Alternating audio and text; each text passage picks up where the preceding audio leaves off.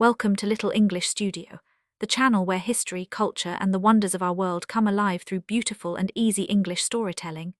Today, we journey to one of the most sacred places on earth, a place where faith, history, and humanity meet. It is the city of Bethlehem, in the hills of the West Bank, and here stands one of the oldest and most revered churches in the world, the Church of the Nativity. This is the place where, according to Christian tradition, Jesus Christ was born. For over 1,700 years, pilgrims have travelled across deserts and seas to kneel on this holy ground. The story of this church is not just about stone walls and ancient mosaics.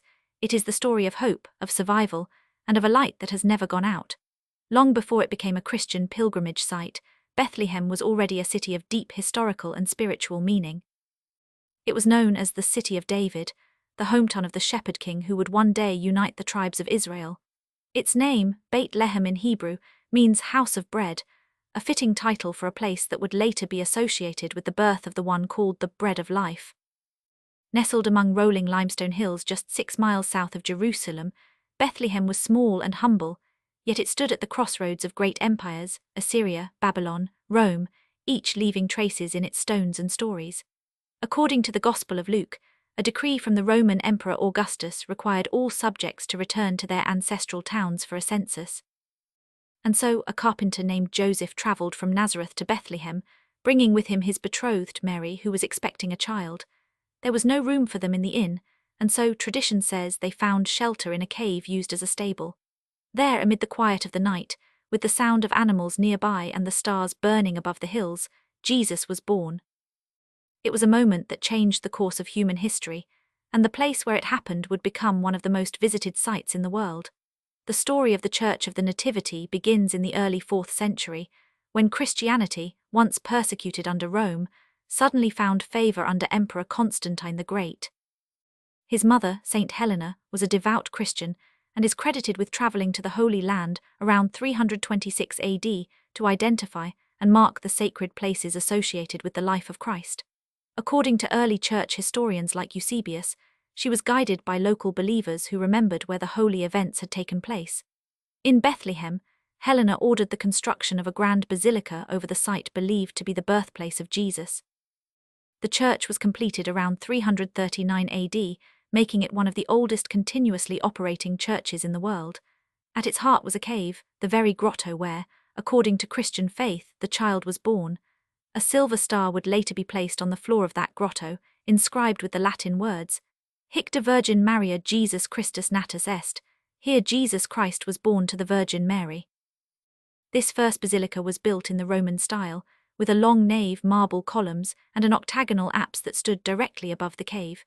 Pilgrims came from across the empire to see the place where heaven touched earth.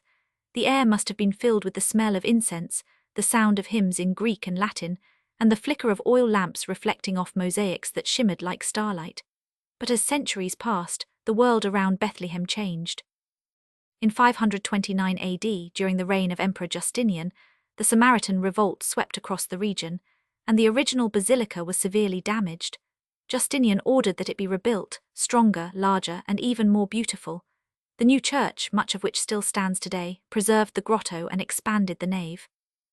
The floor was covered with exquisite mosaics of flowers, birds, and geometric patterns, while the walls were decorated with gold leaf mosaics depicting scenes from the life of Christ.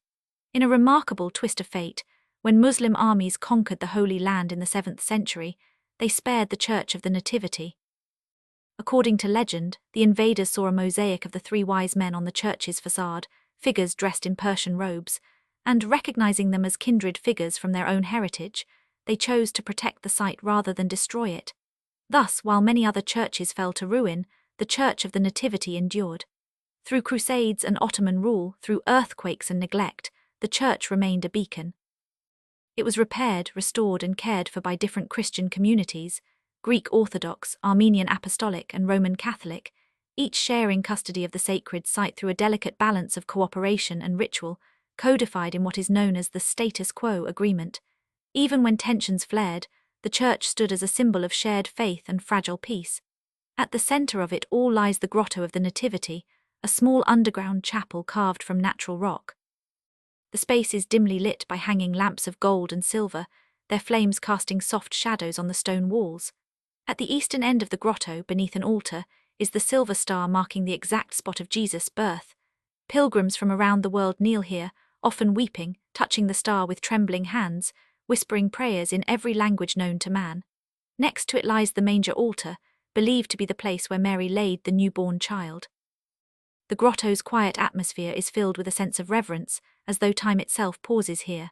The flicker of candlelight recalls the star that guided the Magi, and the faint smell of incense mingles with centuries of devotion absorbed into the stone.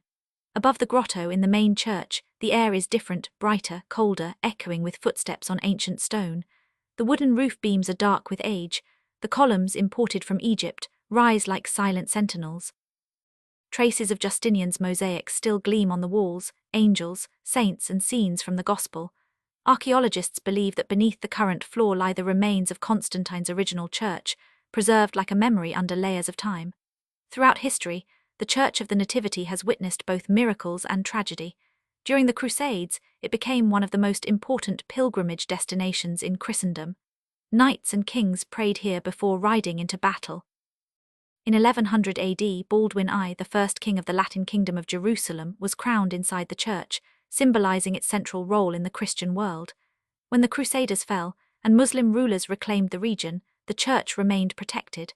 Over the centuries, it survived fires, invasions, and even the siege of Bethlehem in 2002, when the church provided shelter to civilians trapped in the conflict. Through it all, its doors have never fully closed.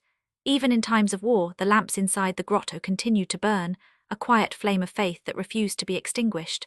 For local Christians, a small and often struggling community, the church is more than a monument. It is a living symbol of identity and endurance. Every Christmas Eve, the ancient bells ring once more, and processions move through Manger Square. The scent of pine, candles, and frankincense fills the night air, and hymns echo in Arabic, Latin, Greek, and English. The celebration is both local and universal, a reminder that, despite differences, humanity shares one story of light born in darkness. In 2012, the Church of the Nativity and the pilgrimage route in Bethlehem were inscribed as a UNESCO World Heritage Site, recognizing both its spiritual importance and its exceptional architectural history. The designation also marked a turning point for preservation. For decades, the church had suffered from leaking roofs, crumbling mosaics, and structural weakness. An international restoration project began in 2013, bringing together conservators from across the world. They carefully cleaned and stabilized mosaics that had been darkened by centuries of smoke, revealing colors of gold, sapphire, and crimson that had not been seen for nearly 1,000 years. The wooden beams were replaced with new cedar from Lebanon, just as in ancient times. It was one of the most delicate restoration efforts ever undertaken in a working church, done while pilgrims continued to visit and pray. The result was nothing short of miraculous. The church, once dim and fading, now glows again with the light of history renewed. For many, this restoration was not just about saving a building, but about preserving hope, a symbol that even the oldest, most fragile things can find new life. Today, Bethlehem stands as both a sacred destination and a living city. The Church of the Nativity sits at its heart, surrounded by narrow streets, bustling markets, and the laughter of children playing outside ancient stone houses. Tourists and pilgrims alike walk the same paths that Mary and Joseph once did, tracing the journey from Nazareth to Bethlehem, from faith to fulfillment. The Church's message reaches beyond religion. It speaks of humility, compassion, and peace, values that transcend borders and belief. In a land still marked by conflict, the Church of the Nativity remains a beacon of unity. It is a place where people of all nations and faiths can kneel side by side in wonder. Standing before the grotto, one can feel the passage of 2,000 years in a single breath. Emperors, soldiers, saints, and strangers have all come here, drawn by the same desire, to touch the place where hope began. And as the bells ring across the hills of Bethlehem, their echo reminds us that even in the darkest times, light is born again. And that was the story of the Church of the Nativity, the cradle of faith, the birthplace of hope, and one of the most sacred places in all of human history. Through wars, empires, and centuries of change, this church continues to tell the same simple message, that peace begins in the heart. Thank you for joining Little English Studio on this journey through time and belief. If you enjoyed this story, please like, comment, and subscribe for more inspiring tales of world heritage, history, and culture, told in clear and beautiful English. Until next time, keep your curiosity alive, and let your heart travel far.